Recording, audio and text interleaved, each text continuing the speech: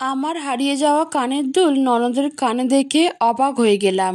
2 মাস আগে শাশুড়ি মা আমার কানের দুল পরে এক অনুষ্ঠানে যায়, তারপর থেকে কানের দুল খুঁজে পাওয়া যাচ্ছে না। আজ সেই কানের দুল ননদের কানে দেখে ভীষণ অবাক হলাম। রাতে স্বামী বাড়ি ফিরলে তার বুকে মুখ গুজে কান্না করে দিলাম।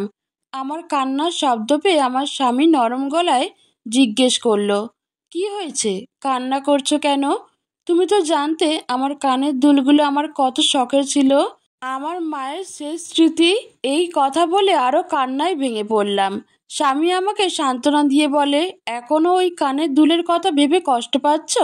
দেখো, যা হারিয়ে যায় তা যদি কান্না করলে ফেরত পাওয়া যাবে, মন খারাপ করো না। তুমি জানো, আজ আমি সেই কানের দুল তোমার বোনের কানে দেখেছি। হারিয়ে গেলে না হয় মন খারাপ করতাম না, কিন্তু আমি কান্নায় কথাটি সমাপ্ত করতে পারলাম না। আমার স্বামী আমাকে পুরো ঘটনাটা খুলে বলতে বলল। অতঃপর আমি তাকে ভরসা করে সব বললাম। আমি নিশ্চিত আমার শাশুড়ি মা কানের দুল হারায়নি, বরং সেটা তার মেয়েকে দিয়েছে। 2 মাসে আমি সব ভুলে গেছি ভেবে আজ ননদ সেটা পরে আমার সামনে অনায়াসে ঘুরল। আমি কথাগুলো স্বামীকে খুব বিশ্বাস ভরসা করে বলেছিলাম। ভেবেছিলাম স্বামী আমার পাশে থাকবে, কিন্তু না। আমাকে ভুল প্রমাণ করে দিয়ে আমার স্বামী আমাকে তার বুক থেকে সরিয়ে দিয়ে রাগান্বিত গলায় বলে, তুই কি বলতে চাস আমার মা বোন চোর? তারা তোর ওই 2 পয়সার কানের দুল চুরি করেছে? নিজের স্বামীর মুখে এমন কথা শুনে আমি হতভম্ব হয়ে গেলাম। আমার স্বামী আবারও কঠিন গলায় বলল, আমার মা বোনকে তোর কি মনে হয় তারা জীবনে সোনার জিনিস চোখে দেখেনি, যে তোর মনে হয় তারা তোর সোনার জিনিস চুরি করেছে? আমি সেটা বলতে চাইনি, আমি শুধু বলতে চেয়েছি। আমাকে থামিয়ে দিয়ে আমার স্বামী অর্থাৎ পলাশ বলে, আমি বেশ ভালোভাবে বুঝেছি তুই কি বলতে চাইছিস।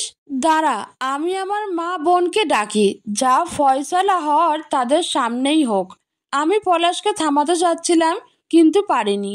সে এত জোরে চিৎকার চেঁচামেচি করছিল যে বাড়ির সবাই দরজার সামনে এসে উপস্থিত হয়ে গিয়েছিল। পলাশ দরজা খুলতে সামনে আমার শাশুড়ি এবং ননদ পড়ল, পিছনে শ্বশুরও দাঁড়ানো ছিল। পলাশ সবার সামনে কোনো ভনিতা ছাড়া জিজ্ঞেস করলো, মা, তুমি নাকি রিমির কানের দুল চুরি করে সেফাকে দিয়েছ? কি? আমার শাশুড়ি মনে হলো আকাশ থেকে পড়ল। ননদ আরও এক ধাপ উপরে, সে সঙ্গে সঙ্গে কান্না করে দিল। তারপর বলছে, এমনিতে বাপের বাড়ি কম আসি, যাতে ভাবির চোখের বিষ না হতে হয়। এখন দেখছি আসাই যাবে না, একেবারে সোজা চোর বানিয়ে দিল আমাদের। ননদের সাথে তাল মিলিয়ে শাশুড়ি বলল, এই দিন দেখার জন্য শখ করে ছেলের বউ নিয়ে আসছিলাম, আজ আমি কিনা চোর? শুনছ গো, আমি নাকি বৌমার কানের দুল চুরি করে সেফাকে দিয়েছি। শাশুড়ি এবং ননদ তাদের অভিনয় শুরু করে দিয়েছে। তারা নিজেদের ন্যাকা কান্না দিয়ে মুহূর্তে পরিবেশ অনেক জটিল করে তুলেছে। শাশুড়ি মা আমার কাছে এসে বলে, বৌমা, তোমার যদি শেফার কানের দুল পছন্দ হয়ে থাকে তাহলে তুমি আমাকে বলতে পারতে। আমি তোমার দুল হারিয়েছি, তার বিনিময়ে না হয় শেফার দুলটা তোমায় দিতাম। তাই বলে এভাবে মিথ্যা অপবাদ দিবা, আমাকে চোর বানিয়ে দিলে। হ্যাঁ ভাবি, এই দুল যদি তোমার পছন্দ হয়ে থাকে তাহলে তুমি রেখে দাও, তবুও আমাদের এভাবে মিথ্যা অপবাদ দিও না। এই কথা শুনে পলাশ আমার দিকে রাগী চোখে তাকিয়ে বলে, দেখলি তুই, এটা আমার মা বোন, যাদের বিরুদ্ধে তুই অভিযোগ দিচ্ছিলি তারা তোকে এক কথায় দুল দিয়ে দিতে রাজি, আর তুই কি না? পলাশের এই কথার জবাব দেওয়ার মতো কোনো শব্দ আমার কাছে ছিল না। থাকবে কিভাবে? যে মানুষটার হাত ধরে এই বাড়িতে এসেছি সেই মানুষটার কাছেই আমার কথার গুরুত্ব নেই, আমি মিথ্যা বলছি মনে হচ্ছে। তখন তাকে কোনো শব্দ বা বাক্য দিয়ে বললেও যে সে বুঝবে না, এটাই স্বাভাবিক। আমি বুঝতে পেরে চুপ করে গেলাম। এটা দেখে শাশুড়ি মা বলে, কি বৌমা, এখন মুখে কুলো বেটে রয়েছে কেন? মিথ্যা অপবাদ দেওয়ার সময় তো চুপ ছিলে না, তা এখন চুপ কেন? কানের দুল পছন্দ হলে নিয়ে যাও, তাও দয়া করে চোর অপবাদ দিও না, আমরা চোর নই। আম্মা, আমার স্বামী আমার কথা বিশ্বাস করছে না, সেখানে আমার কোনো কথাই এখানে গুরুত্ব পাবে না। তবে আমিও জানি, আপনিও জানেন, ওই কানের দুল আমার। আমার মাকে সারা জীবন আমি এই কানের দুল পরে থাকতে দেখেছি। আমার বিয়ের পর থেকে আমি পরেছি। এই কানের দুল আমি চিনব না সেটা হতেই পারে না। আমার এই কথা ঘরের মধ্যে বিস্ফোরকের মতো পড়ল। সবাই হতভম্ব হয়ে যায়। এই কথা শুনে আমার শাশুড়ি মা শ্বশুরকে উদ্দেশ্য করে বলে, শুনলে বৌমার কথা? বৌমা আমাকে সরাসরি চোর বলল। আমি চোর? বৌমা, তুমি চাও কি? সংসারে কেন অশান্তি করছো? তোমার কানের দুল কেন শেফাকে দিবে তোমার শাশুড়ি? শেফার কি কম আছে? শ্বশুর এই কথার বলার সঙ্গে সঙ্গে শাশুড়ি ফোড়ন কেটে বলে, না তো, আমার মেয়েকে তো ভিখারি বাড়ি বিয়ে দিয়েছি। আমরা ভিখারি, একমাত্র তোমার বৌমা কোটিপতি, বাপের বাড়ি থেকে কোটি টাকার জিনিস নিয়ে আসছে, আমরা সেটা চুরি করেছি। না আম্মা, আমার বাবার বাড়ি থেকে কোটি টাকার জিনিস হয়তো নিয়ে আসেনি, তবে অনেক মূল্যবান আমার মায়ের শেষ সম্বল নিয়ে আসছিলাম, যেটা এখন শেফার কানে রয়েছে। এই কথা শুনে তৎক্ষণাৎ পলাশ একটি থাপ্পড় বসিয়ে দেয় আমার গালে। সবার সামনে পলাশ এভাবে আমার গায়ে হাত তোলায় কিছুটা হতভম্বই হলাম। পলাশ রাগান্বিত গলায় বলে, তোর সমস্যা কি? আমার মা বোন এই বাড়িতে না থাকুক সেটা চাস? সেজন্য তখন থেকে উল্টোপাল্টা কথা বলে যাচ্ছিস। তুই আমার মা বোনকে চোর বলছিস? তোর বউ তো এটাই চায় আমি আমার মেয়ে এই বাড়ি থেকে বেরিয়ে যাই, তোর বউ একা রাজত্ব করুক, তাই বলে এভাবে চোর বলল? আমি কি চোরের জাত? তোর বউয়ের মতো চোরের জন্ম না আমি যে চুরি করব। আমি আর জবাব দিতে পারলাম না। শাশুড়ি এবং ননদের ন্যাকা কান্নার মাঝে আমার চোখের পানি সবার আড়ালেই রইল। বিষয়টা এখানেই থামতে পারত। তাদের ন্যাকা কান্না দেখে, পলাশের অবিশ্বাস দেখে আমিই বললাম, আমার ভুল হয়ে গেছে, আমাকে মাফ করে দিন আপনারা। আমি হয়তো ভুল দেখেছি, হয়তোবা আমার মায়ের কানের দুলটা আজ আর আমি চিনতে পারছি না। এই কথার পর সব থামতে পারত, কিন্তু থামলো না। আমার শাশুড়ি এবং ননদ বিষয়টিকে আরো বড় করলো। শাশুড়ি মা তো আমার জাত পাত বাবা মা তুলে কথা বলতে শুরু করেছে। পলাশ নীরব দর্শকের মতো সব শুনছে। এক পর্যায়ে শ্বশুর বলল, বৌমার বাবাকে ফোন দাও পলাশ, সে এসে মেয়েকে নিয়ে যাক, নয়তো আজ চুরি অপবাদ, কাল তো নির্যাতনের মামলা দিয়ে বাড়িতে পুলিশ ডাকবে। এই মেয়ের সাথে আমাদের একসাথে থাকা সম্ভব হবে না। আমার শ্বশুরের কথায় সম্মতি জানিয়ে যখন পলাশ আমার বাবাকে ফোন দিল, আমার অনুরোধ উপেক্ষা করে তখনই আমি বুঝে গেছি এই সংসারে আমার আপন বলতে কেউ নেই। আমার এই সংসারে আমার আমির অস্তিত্বই নেই। আমি বিষয়টিকে জটিল করতে না চেয়ে পলাশকে অনুরোধ করে বলেছিলাম, না পলাশ, আমার বাবাকে ফোন দিও না প্লিজ, আমাকে ক্ষমা করে দাও। না, আজ তোমাকে ক্ষমা করে দিলে তুমি লাই পেয়ে যাবে। আজ চোর বানাচ্ছ, কাল হয়তো বড়সড় কিছু করবে, তাই আজই এর বিচার হওয়া উচিত। সংসারে যে মানুষটির হওয়া উচিত ছিল আমার শক্ত একটি খুঁটি, সেই মানুষটাই আমাকে নিয়ে বিচার বসাতে উঠে পড়ে লেগেছে। একটা মরীচিকার সংসারকে আপন করে, একজন ভুল মানুষকে ভালোবেসে এই সংসারে নিজের সবটুকু দিয়েছি, আমি সেটা বুঝতে পারলাম। আর বাকি রইল না আমার। আমার চোখের সামনে পলাশ আমার বাবাকে খুব কড়াভাবে এই বাড়িতে আসতে বলে, এসে তার মেয়ের দোষগুলো শুনে যেতে বলছে। বাবা আমার শ্বশুর বাড়িতে পা দিতে তাকে বসিয়ে আমার শ্বশুর শাশুড়ির ননদ একের পর এক আমার দোষের গল্প বলতে শুরু করেছে। আমার শাশুড়ি মা বলছে, আপনার মেয়েকে আমি কি দিয়ে জ্বালাই? ভাতে জ্বালাই নাকি কাপড়ে? সেই মেয়ে আমাকে আজ চোর অপবাদ দিচ্ছে, কাল তো আমাকে মেরে হাসপাতালে পাঠিয়ে দিবে। এই কথার সঙ্গে তাল মিলিয়ে শ্বশুর বলল, আপনার মেয়ে আজ এই ঘটনা ঘটালো, কাল তো বড় কিছু ঘটাবে। বড় কোনো দুর্ঘটনা ঘটার আগে আমি চাই আপনি আপনার মেয়েকে নিয়ে চলে যান। এসবের মাঝে নীরব দর্শকের ভূমিকা পালন করছে বাবা। সে মাথা নত করে সবার কথা শুনে যাচ্ছে, কিন্তু মুখ দিয়ে কিছু বলতে পারছে না। 1 ঘন্টা যাবৎ বাবাকে কথা বলার সুযোগ না দিয়ে সবাই আমার দোষগুলো বলল। অতঃপর বাবা বলার সুযোগ পেয়ে নরম গলায় বলল, আমার মেয়ের না হয় একটা ভুল হয়ে গেছে, এই কারণে আপনারা তাকে বাড়ি পাঠিয়ে দিবেন? দেখুন, ও ছোট মানুষ, ওর ভুল হয়ে গেছে, আপনারা ক্ষমা করে দিন। সেই ক্ষমা ভাবি চেয়েছে, সে তো তখন থেকে আমাদের চোর বলে যাচ্ছে। আমার ননদের কর্কশ কণ্ঠে বলা মিথ্যা কথাটি শুনে আমি আর চুপ থাকতে পারলাম না। আমি বললাম, আমি ক্ষমা চেয়েছি। বিনা কারণে ক্ষমা চাওয়ার পরও তোমরা আমার বাবাকে এই মাঝরাতে ডেকে পাঠালে, আবার মিথ্যা কথা বলছো, একের পর এক মিথ্যা দোষারোপ তো দিয়ে যাচ্ছ। দেখেছেন আপনার মেয়ের স্বভাব, মুখে মুখে তর্ক করা অভ্যাস হয়ে গেছে। আপনার বউ মরার আগে তাকে কিছু শিখিয়ে যায়নি? আমার শাশুড়ি কথাটি বলে উঠল। সেই সঙ্গে আমার স্বামী মহাশয় তাল মিলিয়ে বলে, বড় ছোট কাউকে মানে না। আমার মায়ের মুখে মুখে অবধি তর্ক করে বেড়ায় আপনার মেয়ে। পলাশ আজ আমাকে বারবার হতাশই করছে। আমার ভালোবাসা যে ভুল সেটা প্রমাণ করে দিচ্ছে। আচ্ছা, স্বামী কি এমন হয়? কই, আমার বাবাকে তো দেখেছি সবসময় আমার মায়ের কথায় গুরুত্ব দিয়েছে। আমার মায়ের কোনো ত্রুটি থাকলে সেটা সকলের সামনে গোপন করেছে। সংসার জীবনে আমার মায়ের শক্ত এক অবলম্বন হয়েছে। তাহলে পলাশ এমন কেন? এইসব কথাবার্তা আমার বাবা বন্ধ করলেন। সে নরম গলায় বললেন, আপনারা এবারের মতো রিমিকে মাফ করে দেন। সে আপনাদের কাছে ক্ষমা চাইবে। সেই সাথে আমি আপনাদের কথা দিচ্ছি, রিমির থেকে এমন কিছু আর হবে না। বাবার এই কথায় অবশ্য প্রথমে কেউ রাজি হতে চায়নি। তারা পারলে এখনই আমাকে এই বাড়ি থেকে তাড়ায়। তবুও বাবা অনেক অনুনয় বিনয় করে তাদের রাজি করালো। বাবার এই অসহায়ত্ব দেখে আমি খুব কষ্ট পেলাম। বাবাকে বাধা দিতে চাচ্ছিলাম, কিন্তু বাবা তার আর হতে দিল না। আমাকে অনুরোধ করে বলল, দয়া করে তুই এখানে আর কোনো কথা বলিস না। যা বলছি তাই কর।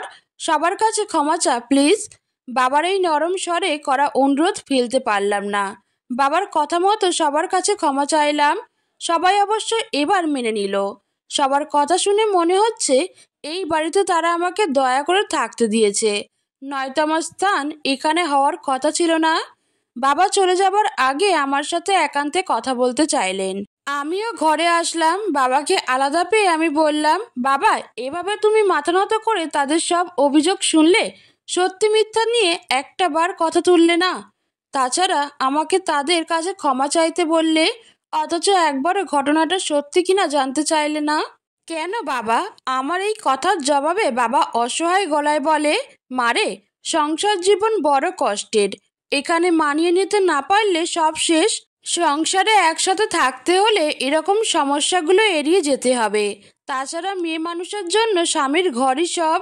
এইখানে টিকে থাকতে না পারলে দিন শেষে সব দোষ মেয়েটারও হবে।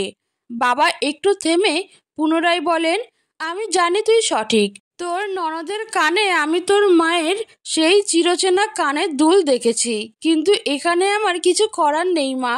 তোকে যদি আজ আমি ঝামেলা করে বাড়ি নিয়ে যাই তাহলে তোর কি হবে? আমি আজ আছি, কাল নেই। তোর ভাই ভাবি তোকে কতদিন দেখবে? 1 মাস, 2 মাস। তারপর যখন অতিষ্ঠ হয়ে পড়বে তখন তাদের তিক্ত কথাগুলো শুনেই তোর মনে হবে এই সংসারটাই তোর জন্য ঠিক। অন্তত এখানে তোর নিজের সংসার। কেউ তোকে এটা বলতে পারবে না অন্যের সংসারে বোঝা হয়ে আছিস। তাছাড়া এসব টুকটাক বিষয় এড়িয়ে যেতে হয়। টুকটাক? আমার মায়ের কানের দুল।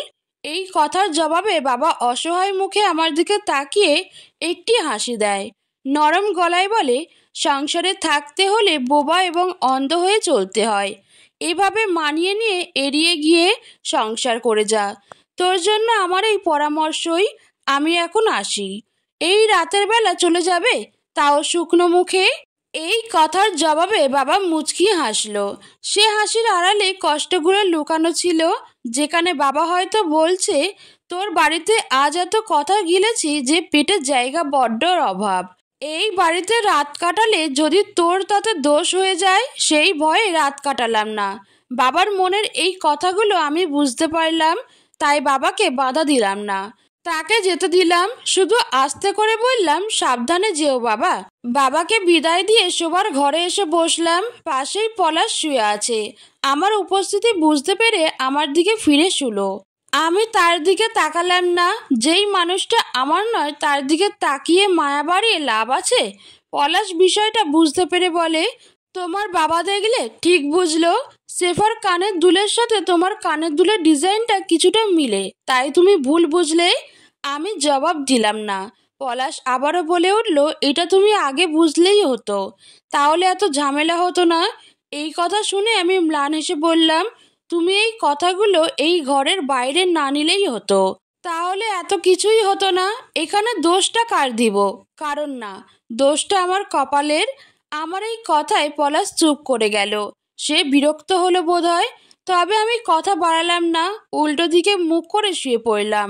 এতক্ষণ অবধি নিজেকে সামলাতে পারলেও এবার পারলাম না। এবার চোখ দিয়ে গড়িয়ে পানি পড়তে থাকলো। আমি চেয়েও নিজের কান্না থামাতে পারছি না। এই সংসারে কাকে আপন ভাববো? ননদকে দোষ দিব? শাশুড়িকে দিব? লাভ কি যদি স্বামী ঠিক না থাকে? এখানে তো আমার মহাশত্রু পলাশ। সে যদি আমার ভালোবাসা বুঝতো, আমাকে ভালোবাসতো, তাহলে এসব কিছুই হতো না। পলাশ আজ যা করলো তাতে আমার মনে তার জন্য থাকা ভালোবাসার ভাঙন ধরে গিয়েছে। সেই ভাঙন আরও বেড়ে গেল যখন আমি কান্না করেছি বুঝতে পেরেও পলাশ আমার কাছাকাছি এলো। আমি বাধা দিতে চাইলে পলাশ বলে, স্বামীকে না করতে নেই, এখন আমার ইচ্ছা করছে, আমাকে কষ্ট দিও না। যার জন্য আমি কষ্টে জর্জরিত সেই মানুষটি আমাকে বলে তাকে যেন কষ্ট না দেই। নিজের বুকের কষ্ট নিজের ভেতরে রেখে নিজের অনিচ্ছা সত্ত্বেও পলাশের ইচ্ছে পূরণ করতে হলো। পলাশ জোর করে কইল। আমি যখন বললাম, এখন না পলাশ, চুপ, স্বামী হই তোর, যখন প্রয়োজন তখনই দিবি। বউ থাকতে আমি কি রাত পার করব কষ্টে? এই কথা বলে কোনো বাধা না শুনে পলাশ আমার সাথে মিলিত হলো। এটা তো শুরু ছিল। এখান থেকেই সাংসারিক ঝামেলা, পলাশের গায়ে হাত তোলা, সব মিলিয়ে একটা ঝগড়া শেষ। আবার সেই মানুষটি রাতে কাছাকাছি চলে আসে। এমন এক জীবনের শুরু হয় আমার। বিবাহিত জীবনের 8 মাসের মাঝেই এই তিক্ত অভিজ্ঞতার সাক্ষী হলাম আমি। শুরু হলো সংসার নামক মরীচিকার খেলা, যাকে আমি আপন করতে চেয়েছিলাম, খুব আপন। গত রাতে পলাশের কর্মকাণ্ড আমাকে ভেতর থেকে শেষ করে দেয়। গত 8 মাসের সংসার জীবনে শাশুড়ির সব বিষয়ে দোষ ধরা, কটু কথা, সবকিছুকে মানিয়ে নিয়ে সংসারটাকে আপন করেছিলাম। কখনো পলাশকে কোনো কথা বলিনি। শাশুড়িকে নিজের মায়ের মতো ভেবেছিলাম। কিন্তু কানের দুলটা আমার অনেক প্রিয় ছিল, মায়ের শেষ স্মৃতি বলে কথা। সেজন্য পলাশকে না পেরে বললাম, পরিশেষে কপালে দুর্ভোগ ছাড়া কিছুই ঘটল না। গতকালের ঘটনায় স্পষ্টভাবে আমি বুঝে গেলাম পলাশকে তার মায়ের কটু কথা, বোনের ন্যাকামি নিয়ে বললে লাভ হতো না। দিন শেষে সে আমাকেই দোষ দিত। যদিও মাঝে মাঝে আকার ইঙ্গিতে পলাশকে তার খারাপ লাগা বোঝাতো। পলাশ সেসবে পাত্তা দিত না। আমার মন খারাপ আছে জেনেও কাছে আসতো।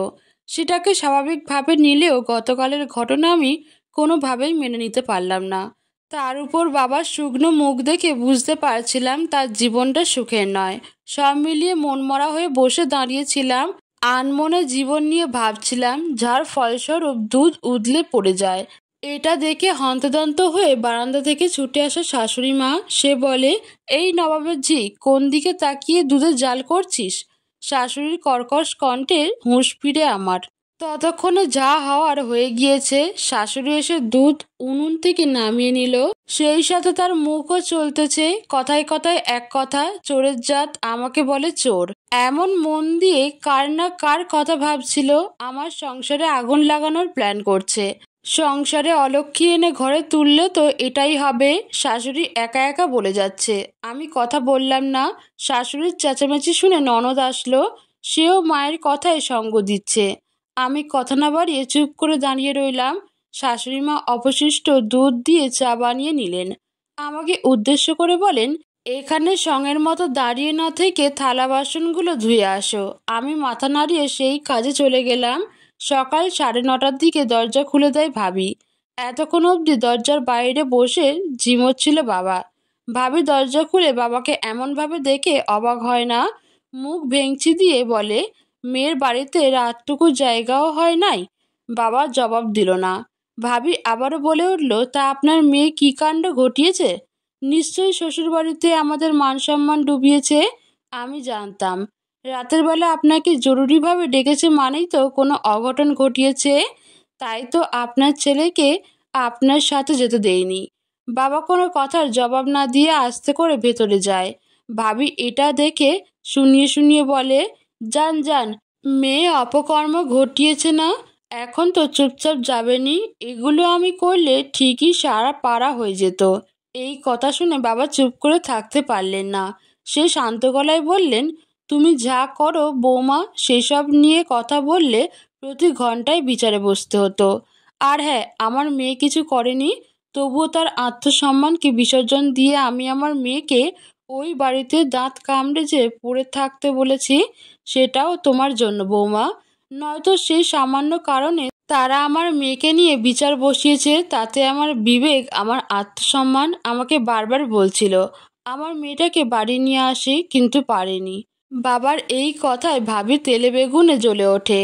সে অহংকারের সাথে নিজেকে এই সেই দাবি করে, শ্বশুরবাড়ির সবাইকে তুচ্ছ করে কথা বলে। এসব দেখে বাবা নিজের ঘরে গিয়ে বিছানায় গা এলিয়ে দেয়। মাঝরাতে বাড়ি ফিরে দরজা ধাক্কালে নিজের গুণবতী বৌমা মুখ দিয়ে কত যে বাজে কথা শুনতে হবে সেই ভয়ে বাইরে ছিল। এইসব কারণেই বাবা নিজের মেয়ের শ্বশুরবাড়িতে মাথা নত করতে বাধ্য হয়েছেন। হয়তো মেয়েকে নিয়ে চলে আসতেন, কিন্তু এই বাড়িতে এখন আসলে যে জীবন আরও জাহান্নাম হয়ে উঠবে, সেই জন্যই নিয়ে আসেনি। অনেকে বলে শাশুড়ি ননদ খারাপ হয়, এরা জীবনে ভালো হয় না, কিন্তু বাস্তবতা তো এটা নয়। বাস্তব হলো যে মানুষ খারাপ সে সব সম্পর্কে খারাপ, কিন্তু সম্পর্ক ধরে মানুষ খারাপ হয় বিষয়টি ভুল। বাবা এসব ভেবে দীর্ঘশ্বাস ফেলে চোখ বন্ধ করে নেয়। বাইরে থেকে ভাবির মুখের কটূক্তির শব্দ শোনা যাচ্ছে। সকালের ঘটনাকে ভিন্ন রূপে শাশুড়ি বাড়িয়ে পলাশের কাছে তুলে ধরে। এতদিন এসব করে বেড়ায়নি, কিন্তু গতকাল থেকে বুঝতে পেরেছে পলাশ কখনো বউয়ের হয়ে তর্ক করবে না। পলাশকে নিয়ে বউকে অকারণে শায়েস্তা করা যাবে, সেজন্য এখন এই কাজটিও করতে শুরু করেছে। আমি বিষয়টা ভালোভাবে বুঝতে পারলাম, হলোও তাই। পলাশ বিচার বিবেচনা ছাড়া আমাকে কড়া গলায় জিজ্ঞেস করলো, এই ঘরে শান্তিতে থাকতে চাস না? যদি থাকতে চাস তাহলে আমার মা যেভাবে বলে সেভাবে থাক। পরবর্তীতে যেন আমি এই বিষয়ে আর কোনো কথা না শুনি।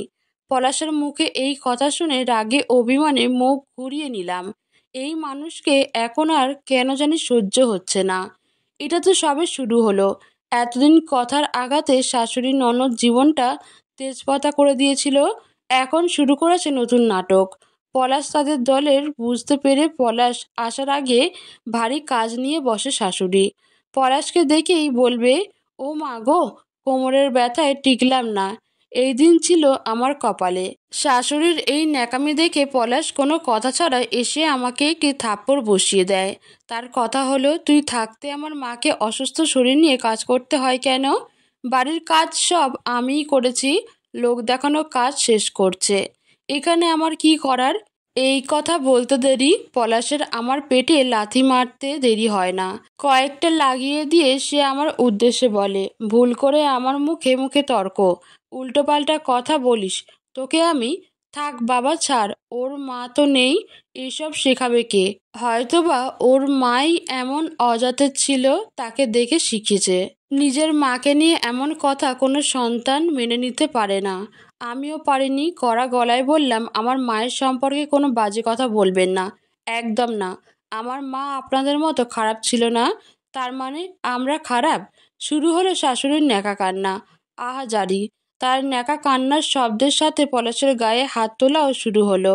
ইচ্ছা মতো মেরে মুখ চেপে ধরে বলে, তোর এই মুখ দিয়ে এমন কোনো শব্দ বের করবি না যেটা আমার মাকে অসম্মান করে।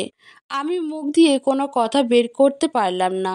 এসব কাণ্ড সন্ধ্যাবেলায় করে সেই পলাশ রাতে যখন কাছে আসে তখন নিজেকে মন চায় শেষ করে দেই।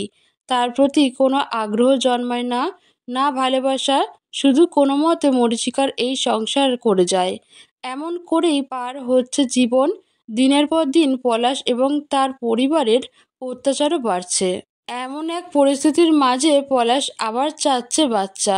সেদিন রাতে যখন পলাশ বলল, চলো না বউ, আমরা একটা বাচ্চা নেই, তৎক্ষণাৎ আমি মুখের উপর বলে ফেললাম, না, এমন এক সংসারে বাচ্চা নিয়ে কি তাকে শেখাবো? দেখ তোর মাকে তোর বাবা কত অসম্মান করে, কত নিচু চোখে দেখে, এসব তাকে এমন অসুস্থ পরিবেশে রাখবো? আমি কথাটি বলে পলাশের দিকে তাকালাম। পলাশ কিছু বলতে নেয়, তখন আমি বললাম, জানি এখন তুমি গায়ে হাত তুলবে, অকথ্য ভাষায় কথা বলবে। সত্যি বলতে ঠিক এই কারণেই বাচ্চার কথা ভাবতে ভয় হয়। প্রথমবার খুব শান্ত গলায় পলাশকে বোঝালাম, নারীরা বিয়ের পর একটা সংসারে আসে নিজেকে নতুনভাবে গড়তে, নিজের একটা সংসার সুন্দরভাবে সাজাতে। যেই সংসারে তার ছোট্ট ছোট্ট অনেক ইচ্ছার মূল্য দেওয়া হবে, অনেক স্বপ্নের মূল্য দেওয়া হবে। তার চাওয়া পাওয়ার মূল্য দেওয়া হবে। তার বিরুদ্ধে কেউ কিছু বললে তার শক্ত খুঁটি তার স্বামী রুখে দাঁড়াবে। কিন্তু আমার জীবনে এসবের কিছুই হয়নি। শুধু কি তাই, এখানে তো আমার স্বামী আমার বিপক্ষে একটা কিছুর সুযোগ খুঁজে, যাতে সে আমার গায়ে হাত তুলতে পারে। এমন এক পরিবেশে নিষ্পাপ এক বাচ্চা নিয়ে এসে কি তার জীবন জাহান্নাম করে দিব? এই কথার পরিপ্রেক্ষিতে পলাশ কিছু বলতে চাচ্ছিল, কিন্তু আমি শুনলাম না। আমি পাশ ফিরে শুয়ে পড়লাম। পলাশ বোধহয় কিছুটা আহত হলো। আমার মরীচিকার সংসার তার নিজ গতিতে চলছে। সেই একই নিয়ম, ঘরের সমস্ত কাজ করো, রাতে সবার অভিযোগ শোনো, স্বামীর মাঝে মাঝে গায়ে হাত তোলা সহ্য করো, সব মিলিয়ে মানিয়ে নিয়ে আত্মসম্মান বিসর্জন দিয়ে কোনো রকম টিকে আছি। আমি জানি এভাবে শত শত মেয়েরা মেনে নিয়ে মানিয়ে নিয়ে জীবন কাটিয়ে দেয়। যাদের সন্তান আছে তারা তো ভুলেও সামনে পা বাড়ায় না, বাড়াতে চায় না। অতঃপর এই মরীচিকার সংসারে আমার সাথে এমন একটি ঘটনা ঘটল যে আমি বাধ্য হলাম নিজের কথা ভাবতে। সারা জীবন সংসার, পরিবার, সমাজ নিয়ে তো অনেক ভাবলাম। এবার আমাকে আমার কথা ভাবতে হবে, সেটা আমি বুঝে গেলাম। গত 7 দিন হলো আমার ননদ এই বাড়িতে এলো। সব কিছু ঠিকঠাকই ছিল। মায়ের সাথে তাল মিলিয়ে আমাকে কথা শোনানো, সমস্ত কাজে হুকুম করা, সব মিলিয়ে আমার জীবন যেমন ছিল তেমনই। তবে একদিন বিকেলবেলা ননদের কান্নার শব্দ পেয়ে অবাক হলাম। ঘটনাচক্রে সেদিন পলাশও বাড়িতে ছিল। ননদের কান্না দেখে সবাই তার কাছে গেলাম। পলাশ বিস্ময় নিয়ে জিজ্ঞেস করে, তোর কি হয়েছে? কান্না করছিস কেন? আর বলিস না বাবা, ওর কানের দুল খুঁজে পাওয়া যাচ্ছে না। শাশুড়ি মা ননদের হয়ে জবাব দিল। পলাশ কিছুটা হতবাক হলো, বিরক্তি নিয়ে বলল, এই বাড়ি থেকে আর কত কানের দুল হারাবে? এবার হারাইছে বলে তো আমার মনে হয় না। আমার মনে হয় তোর বউ কিছু একটা করেছে। শাশুড়ির এই কথায় পলাশ তৎক্ষণাৎ জিজ্ঞাসা দৃষ্টিতে আমার দিকে তাকায়। আমি বোকার মতো সবার মুখের দিকে তাকিয়ে আছি। ননদ তৎক্ষণাৎ বলে ওঠে, আগের বার বলেছিল ওটা তার কানের দুল, আমার নয়। আমি নিশ্চিত তখন তার আমার কানের দুলের উপর নজর পড়েছে, সেই সরিয়েছে। তোমরা আমাকে চোর বলছো? আমি অবাক হয়ে প্রশ্ন করলাম। সেই মুহূর্তে শাশুড়ি তেলে বেগুনে জ্বলে উঠল। পলাশ থামিয়ে বলে, রিমি, তুমি যদি নিয়ে থাকো তাহলে দিয়ে দাও। পলাশের কথায় এবার আর আঘাত পেলাম না। এখন এসব সয়ে গেছে। এই মানুষটার একের পর এক ব্যবহার বারবার বুঝিয়ে দিয়েছে এই মানুষটি আমার আপন কেউ নয়। যাই হোক, কানের দুল নিয়ে ঘরে বিশাল হট্টগোল বেঁধে যায়। অতঃপর সেই কানের দুল আমার ঘরেই পাওয়া যায়। আমি বুঝতে পারলাম এটা ননদের কাজ, আমাকে ছোট করার। কানের দুল আমাদের ঘরে পাওয়ার পর পলাশ আমাকে জিজ্ঞেস করে, এইসব কি রিমি তুমি?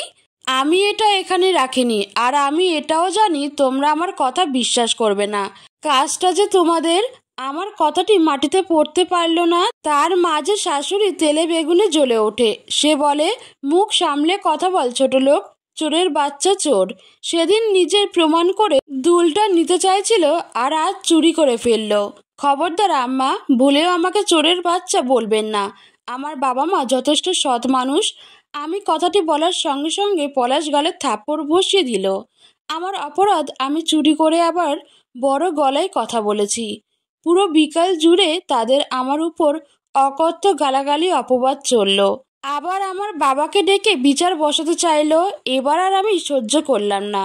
কানের দুলগুলো কেড়ে নিয়ে বললাম, আমার বাবাকে ডেকে পাঠাতে হবে না, আমি চলে যাচ্ছি। তোমাদের মতো নোংরা মানুষের সাথে যতই মানিয়ে নেই না কেন, কখনো একসঙ্গে থাকা হবে না। আমি বুঝতে পেরেছি। কি বললে তুমি? পলাশ রাগান্বিত গলায় বলল। এবার আমিও দুইটা গালি দিয়ে বললাম, যা শুনছিস তাই। ধৈর্যের একটা সীমা থাকে। এভাবে প্রতিদিন কুকুরের মতো ব্যবহার করা, একটার পর একটা অপবাদ দেওয়া, সব মিলিয়ে তোমরা আমার জীবন নরক বানিয়ে ফেলেছ। এখন আমার বাবাকেও ছাড়ছ না। এভাবে চললে আমার বাবার এই বাড়িতে এসে আমার বিচার করতে করতে মরতে হবে।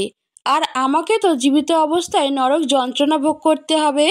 অনেক হয়েছে, আর নয়। সব কিছুর একটা সীমা থাকে। তোমরা আমাকে পুরোপুরি ছাড়তেও চাও না, আবার ভালোভাবে বাঁচতেও দাও না। এতদিন তোমার মা তোমার হাতে মার খাইয়ে মজা নিত। আজ বোনের শখ হয়েছে তাই চুরির অপবাদ দিল। এখন আমার বাবাকে ডেকে এনে যা নয় তাই বলে অপমান করবে, তাই তো? একটু থেমে আবারও বললাম, না, সেটা আর হচ্ছে না। অনেক হয়েছে।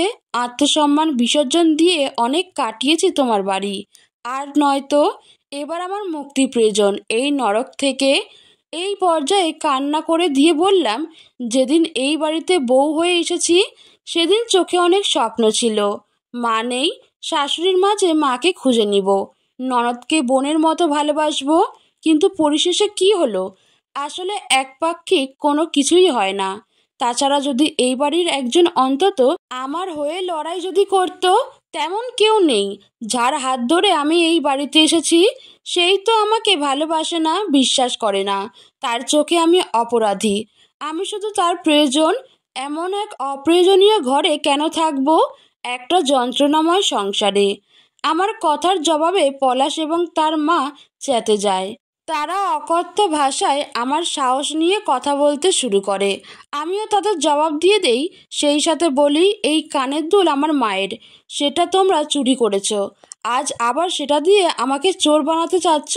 সমস্যা নাই, আমাকে চোর বানানোর প্রয়োজন নাই। এটা আমি তোমাদের চোখের সামনে দিয়ে নিয়ে যাচ্ছি এখন। এটা আমার মায়ের, এটা আমার, তোমাদের কারো না। তাই আমাকে বাধা দিও না, উল্টা চুরির দায়ে জেলে যাবে। অনেক দিন সহ্য করেছি, আর নয়। আমার মায়ের জিনিস অনেক ভোগ করেছো, এবার বাদ দাও। মানুষের যখন সহ্যের সীমা পার হয়ে যায় তখন সে কি করতে পারে সেটাও তোমরাও দেখে নাও। এখানে অনেক তর্ক বিতর্ক চলে। অবশেষে তাদের সবাইকে সুন্দর মতো জবাব দিয়ে আমি ঘর থেকে বের হলাম। আমি বুঝে গিয়েছি এই সংসারে আমি টিকতে পারবো না। আমি যতই চুপচাপ সব মেনে নিচ্ছি ততই তাদের অত্যাচারের পরিমাণ বাড়ছে। শারীরিক মানসিক সব অত্যাচার তারা করছে।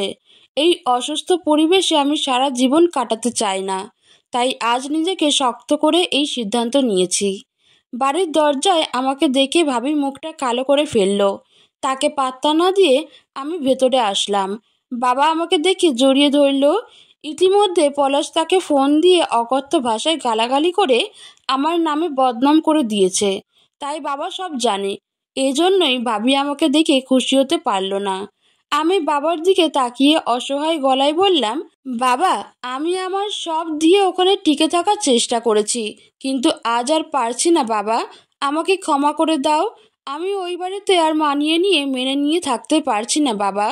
কথাগুলো বলে বাবাকে জড়িয়ে ধরে কান্না করে দিলাম। দিনের পর দিন কতটা যন্ত্রণা সহ্য করে ওখানে টিকেছিলাম সেটা বললাম বাবাকে। এসব শুনে ভাবি বলে, সংসার করবা না তো কি আমাদের ঘাড়ের উপর বসে খাবা?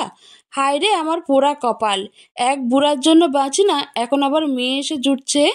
একটু থেমে পুনরায় বললেন, আমার সংসারে এসব চলবে না। আসছো ভালো, একবেলা খেয়ে বিদায় হও। এবার প্রথমবারের মতো আমার বাবাও জবাব দিলেন। সে বললেন, এটা তোমার বাড়ি নয় যে আমার মেয়েকে তাড়িয়ে দিবে। এখনো অবধি এই বাড়িটা আমার নামে। তাই তোমাদের অসুবিধা হলে তোমরা বাড়ি ছাড়তে পারো। কি বাবা, এই কথা আপনি বললেন? যত বড় মুখ নয় তত বড় কথা, আপনি বললেন এটা? আচ্ছা, তাই এটা না হয় আপনার বাড়ি, কিন্তু গিলেন কার টাকায়? সেটা তো আমার স্বামীরই। এই কথা বলে ভাবি একের পর এক আমার বাবার খাওয়া নিয়ে খোঁটা দিতে লাগলো। যা মেয়ে হিসেবে আমার শোনা কষ্টকর। আমিও বলে দিয়েছি আর খাবে না। আমরা বাবা মেয়ে নিজেদের ব্যবস্থা নিজেরা করব। তাদের টাকায় কেনা খাবার খাবো না। আমরা আমাদেরটা ম্যানেজ করে নিতে পারবো। ভাবি এরপর আর কিছু বলতে পারল না, চুপ করে নিজের ঘরে গেলেন। পরিশেষে আমি নিজের যোগ্যতা অনুযায়ী ছোট্ট একটি কাজ জোগাড় করে নিয়েছি। সেই সাথে আবার মাস্টার্সে ভর্তি হয়ে গিয়েছি। আমার বাবা এবং আমি আমার টাকায় মোটামুটিভাবে জীবন কাটাচ্ছি। ভাবি আমাদের সাথে তর্ক করে আলাদা হয়ে গেছেন, আমরাও তাদের আর বাধা দেইনি। অন্যদিকে পলাশ কয়েকবার নিতে আসছিল কিন্তু যায়নি। আমি জানি পলাশের মতো মানুষ কখনো শুধরাবে না, তার পরিবারও ঠিক হবে না। এদের মতো পরিবারে যারা পড়ে সেই মেয়েরাই জানে জীবন কতটা কষ্টের। এদের কপালে সারা জীবন কখনো সুখ জোটে না। তবে শেষ বয়সে যখন বিছানায় পড়ে তখন শাশুড়িমা মা বলে কেঁদে মরে। তখন যে অপমান অপদস্থ করা বউরাই কাজে লাগে, পলাশরাও সেই যুগে শুধরে যায়। যখন একটা মেয়ের জীবনে সব রং ঢং করার সময় শেষ হয়ে যায়, তবে যুগের সাথে সমাজ পরিবর্তন হচ্ছে, ধীরে ধীরে সম্পূর্ণভাবে পরিবর্তন হবে, এই আশা নিয়েই আমি সমাজের মানুষের কটূক্তিগুলোকে এড়িয়ে গিয়ে এগিয়ে যাচ্ছি, জীবনের রং ঢং উপভোগ করতে এগিয়ে যাচ্ছি সামনের পথে।